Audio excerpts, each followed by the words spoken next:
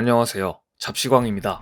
반도체 산업이 몰락한 일본은 대만 TSMC의 공장을 일본에 유치하는 일에 사활을 걸어왔습니다. TSMC를 위해서 엄청난 보조금 지원을 약속했을 뿐만 아니라 일본의 한 경제 주간지까지 나서 최근 한국 기업들은 난관에 봉착해 있지만 대만은 그렇지 않다. 대만의 1인당 GDP가 곧 한국을 추월할 것이라고 한국을 깎아내리는 기사를 게재하는 한편 대만 띄우기에 여념이 없었는데요. 그런데 정작 대만의 TSMC에서는 일본과 정반대의 반응이 나왔습니다. 일본을 폄하하고 한국을 치켜세우면서 일본인들의 자존심에 상처를 냈습니다. 아시아 시총 1위인 TSMC는 삼성전자와 경쟁하는 반도체 기업입니다. TSMC를 성공으로 이끈 장중머우 전 회장이 최근 대만 경제지와의 인터뷰에서 한국에 대해 언급했는데 그 내용은 일본을 자극하기에 충분했습니다. 한 기자가 일본 반도체가 쇠퇴한 데 반해 한국이 이 분야에서 일본을 제압하고 급성장할 수 있었던 이유를 묻자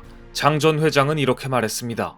일본 경제가 쇠락한 요인 중에 1985년 미국과의 플라자 합의를 지목하는 사람이 있는데 플라자 합의는 부차적 요인일 뿐이다. 한국에는 이건희 삼성 회장과 같은 경영인이 있었다. 하지만 히타치나 도시바, NEC에는 그런 인물이 없었다. 희비를 가른 가장 큰 요인은 출중한 라오반, 즉 경영자의 존재 여부에 있었다는 것입니다. 물론 일본 기업들도 반도체 사업을 총괄하는 전문 경영인들이 있었습니다. 하지만 이건희 전 회장과 같은 유능한 리더는 아니었다는 얘기입니다. 장 전 회장은 뛰어난 라오반은 매우 희귀하다. 1000명 중 1명 나올까 말까 하다. 그런 인물인 이건희 씨는 한국의 반도체 시대를 만들었다고 추켜 세웠습니다. 91세의 나이에도 장 전 회장은 1989년 대만에서 이건희 전 회장과 아침 식사를 함께했던 기억을 생생하게 떠올렸습니다. 이건희 씨가 반도체 전문가는 아니었을지 몰라도 그 가능성을 충분히 이해하고 있었으며 당시 이미 휴대전화의 잠재력도 파악하고 있었다. 선견지명이 있었고 해야 할 일은 리스크를 감수하면서도 하고야만 용기가 있었다 라고 회상했습니다. 그러면서 대만의 반도체 대부는 이렇게 쐐기를 박았습니다. 일본의 반도체는 향후 최소 20년은 옛 명성을 되찾기 어려울 것이다.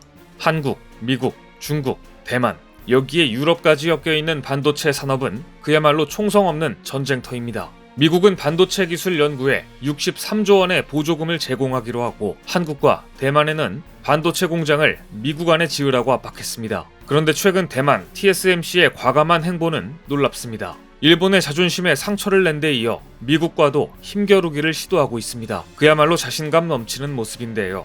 인력과 인허가 문제로 미국 공장 증설이 지연되자 최근 과감하게 일본으로 공장 증설 계획을 넘긴 것입니다. 이는 충분히 미국을 자극할 수 있는 결정인데요. TSMC는 119조 원을 들여 애리조나의 파운드리 공장을 짓겠다고 발표했지만 미국에서 공장 증설 일정이 늦어지자 일본 구마모토현으로 선회해버렸습니다.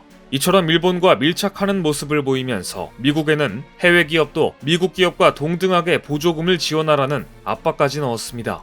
사실 미국 정부는 TSMC보다 삼성과 더 많은 협력을 하고 있습니다. 삼성 역시 TSMC가 총대를 메고 나서준 덕분에 은근슬쩍 미국 정부에 더 많은 지원금을 요구했습니다. TSMC가 미국에 대해 이렇게 할 말을 다하고 있는 이유는 얼마 전 인텔이 유럽에 투자를 선언했기 때문입니다.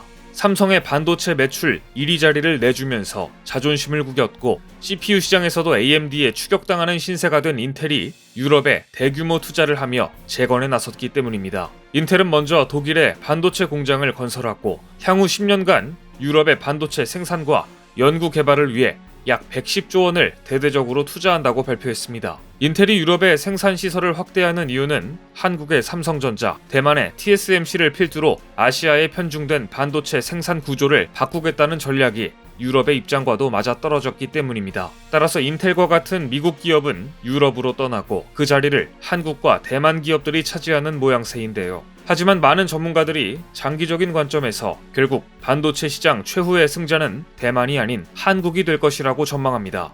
미국의 큰소리치는 대만조차 함부로 건드릴 수 없는 반도체 장비 업체 때문인데요. 바로 EUV 노광 장비 분야에서 세계 최고의 기술을 가진 네덜란드의 ASML입니다. 노광 공정은 반도체 원판에 회로를 새기는 공정으로서 반도체 집적 재료를 원하는 패턴으로 깎아내는 작업입니다. ASML은 EUV 노광 장비 한 대 값으로 무려 2천억 원을 내라고 요구하지만 반도체 제조사들은 ASML의 노광 장비를 사려고 줄을 서 있습니다. 그런데 이 ASML은 최근 대만보다 한국과의 관계에 열을 올리고 있습니다.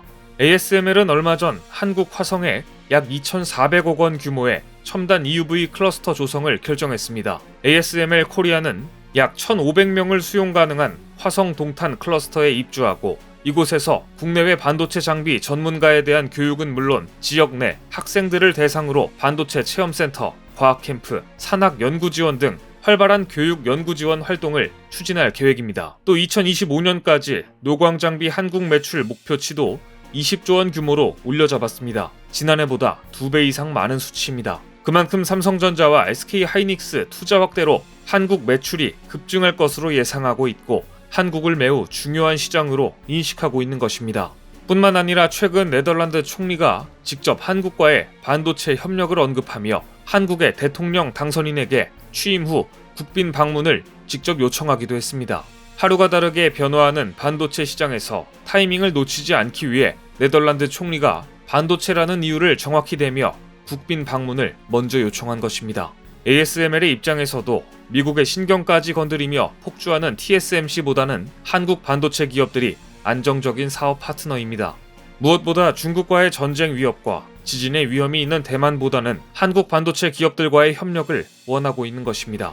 지진하면 일본이 가장 먼저 떠오르지만 대만도 만만치 않습니다. 지난 23일 대만 남동부 화롄 해역에서 진도 6.6 규모의 지진이 발생하자 반도체 공장이 일시 정지하는 등 피해가 잇따랐습니다. 최근 대만과 일본은 지진이 일어날 때마다 공장이 멈춰섰고 얼마 전 일본 반도체 공장에서는 오염 문제로 반도체 공장 라인이 멈춰섰습니다. 그럴 때마다 한국 기업들은 반사 이익을 얻었습니다. 이러니 ASML로서도 대만만 바라볼 수는 없는 것입니다. 이처럼 현재 반도체 시장에서 한국과 대만의 반도체 기업들은 때로는 경쟁하고 때로는 협력하며 치열한 접전을 벌이고 있습니다. 하지만 일본 기업들은 굴욕을 당하고 있습니다. 대표적인 기업 중에서 파나소닉도 있습니다. 파나소닉과 함께 일본의 양대 전자회사로 불리던 소니의 시가총액은 현재 16조 엔대입니다. 하지만 파나소닉은 2조 엔대에 머물러 있습니다. 30년 전보다도 매출과 시가총액이 쪼그라든 파나소닉은 최근 지주사로 전환하겠다고 발표했습니다. 말이 지주사 전환이지 사실상 파산 직전 발버둥입니다. 작년 말 파나소닉의 계열사는 537개, 임직원 수는 24만 명이었습니다. 하지만 매출이 파나소닉의 4배나 많은 삼성전자의 계열사 수는 파나소닉의 절반이고 임직원 수 역시 파나소닉보다 훨씬 적은 11만 명에 불과합니다. 적은 계열사와 임직원 수를 가지고도 4배 이상의 매출을 올리는 삼성전자를 보면서 파나소닉은 더 이상 이대로는 안 된다는 절박함이 생긴 모양입니다. 이처럼 한국 기업을 보면서 위기감을 느낀 파나소닉, 도시바 등 일본 기업들은 뼈를 깎는 사업 재편을 시도 중이지만 과연 성공할 수 있을지는 미지수입니다. 오늘 준비한 소식은 여기까지입니다. 댓글을 통한 여러분들의 많은 의견 기다리겠습니다. 시청해주셔서 감사합니다.